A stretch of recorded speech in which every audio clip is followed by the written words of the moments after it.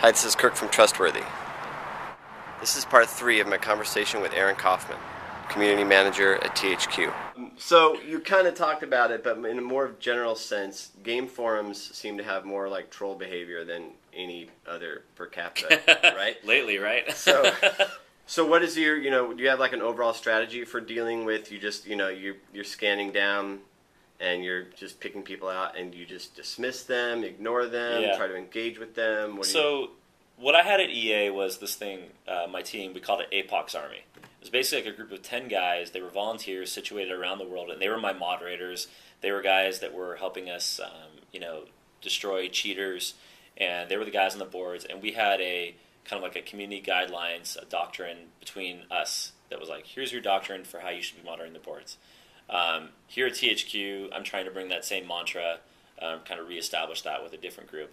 And my whole thing with message boards is, if you're angry and you don't like us, that's fine. I'm totally fine if you come on the boards and flame us, but you have to do it constructively. You can't just say, get the, F you or, something racist or something like that. If people say that, for me personally, as a community manager, I have a close to zero tolerance.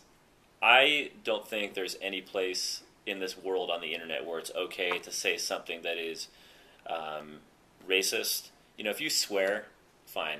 Maybe I'll give you a warning if we catch you. But if you say something that is just like so trolling and you're just on here to just do nothing but evil will, we're going to instant ban you. And some people may disagree with that level of authority, and it hasn't really been established yet on our boards to some extent. But if you go to like Epic's message boards or even Blizzard or some other IGN, there's a strong level of authority there, and you don't want your message boards to be a place where people don't feel welcome. That's completely opposite of what a board is for.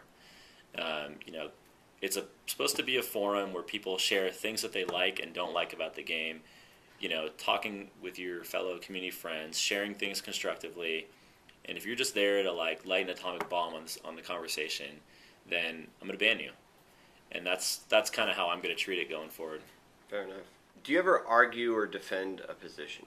And in other words, yes. Somebody says something. I know exactly what you're how talking about. how far do you go to argue it? Where do you try to pull back and just explain and be polite? I think over my years of being a community manager, I learn every year that you're never going to win an argument with someone who's already decided how they feel about your game. It's pretty much just the truth, And I found myself a lot of times kind of digging a hole and, probably wasting minutes or hours typing these long essay responses trying to justify why, our dev team is taking this long to release a patch, for example, or the way, this character looks. An argument that I think is a good argument for a community manager to approach would be something like, hey, why isn't Daniel Bryan in SmackDown vs. Raw 2011? And I would say, well, that's because based on our production timeline and the way the WWE universe works, we have to lock our rosters down well before, and WWE can like throw a new character into their storyline 6 months before our game comes out. And it's hard for us to prepare for that or know that. So when the community isn't always happy with what our roster is, for example, a few weeks ago, I got in there and jumped in and kind of laid out this kind of essay response about how this is our production process. This is why, such and such guy is not in the game. And a lot of people responded and say, we never understood it that way. Thank you for doing that. And I would say 80% of the comments were like that in the 25 replies that came after it. When you get in there and you're trying to argue or justify why a patch has been delayed, for example, you're never going to win that. Because your community thinks, it should have been fixed yesterday. Why can't you just hot fix it? Why can't you just shove this down there? And I'll get in there and try and say things like, well, we have to deal with, Microsoft and Sony, their first-party processes. There's X amount of dollars that it costs to do this, and we have to budget for that, and we have to test, and maybe 10 or 15% of your people will accept that. Everybody else is like, you shouldn't have put out a broken game. Now, when you say stuff like the Microsoft, Sony, et cetera, do you have to check that you're okay to say that with your superiors or with the company or legal Yeah, or anybody? yeah, definitely. When it comes to like more sensitive messaging, I work closely with our development team, our top producers, and say, hey, um, here's the patch update message I'm going to give. And contained in that message might be things like what you're just saying with, here's a little justification on why it's going to take another 2 weeks because we need to put it through these processes. So yeah, I do. I definitely work closely with PR and studio, and it just depends what I'm talking about for who I go to. How important is it, do you think, to your community that you respond quickly versus, obviously you have realities of, well, you've got a job to do, which you've explained, not to mention you may have to run it by PR. How do you... I think there's nothing more important in a community manager's role than a quick response, than just being reactive. Because there's nothing, to me, in what I've experienced, nothing pisses a community off more than not responding for days or weeks on end.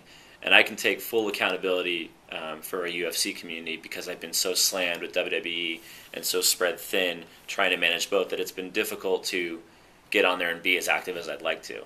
But nothing makes me feel worse than when I go on a message board, whether it was during my time at EA or here at THQ, and it says, EA APOC or THQ Tank, where are you? That just kind of destroys your day, and you feel bad because you're like, well, I've been so focused on doing these other bigger picture things, but at the end of the day, all the community cares about is seeing me on the message boards. I know that you've organized real-world events to meet your community that you've engaged with for years. How has that been? And do you have any, were there any negative experiences? Was it all positive?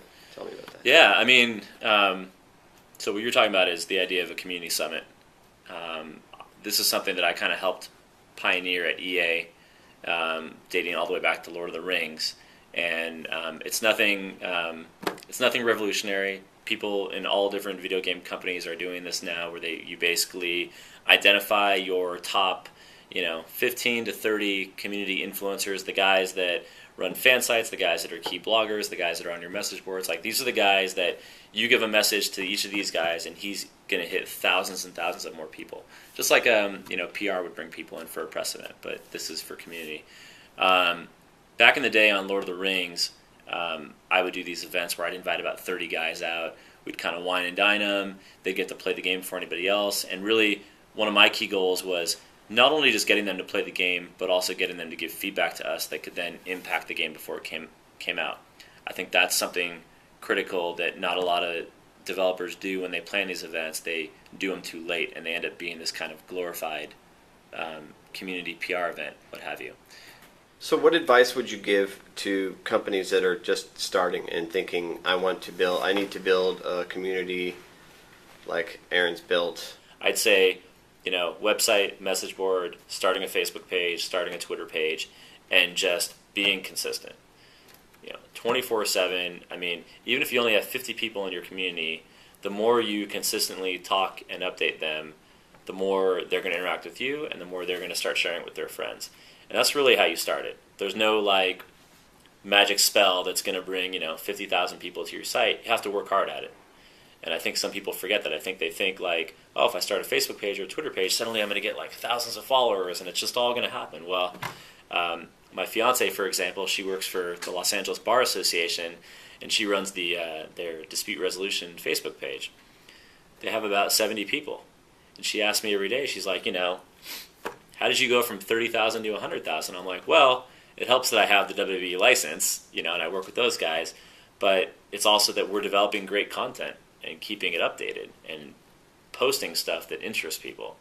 And so I think, that's what I've tried to tell her, hey, and she's actually, she just called me, coincidentally, try and do a consistent post every day, come up with stuff that relates to that, and also ask people for feedback, get them involved in the conversation. So work hard, be consistent, and don't expect it to happen overnight is what I would tell you. Cool. Well, you're doing a great job. I can't say enough good things about what you're doing here and what you did at EA. Definitely a rock star community guy. So thanks for your time. Appreciate it. We'll Cool. talk to you soon. Well, thank you. I think social media response to customer service is definitely where we're going.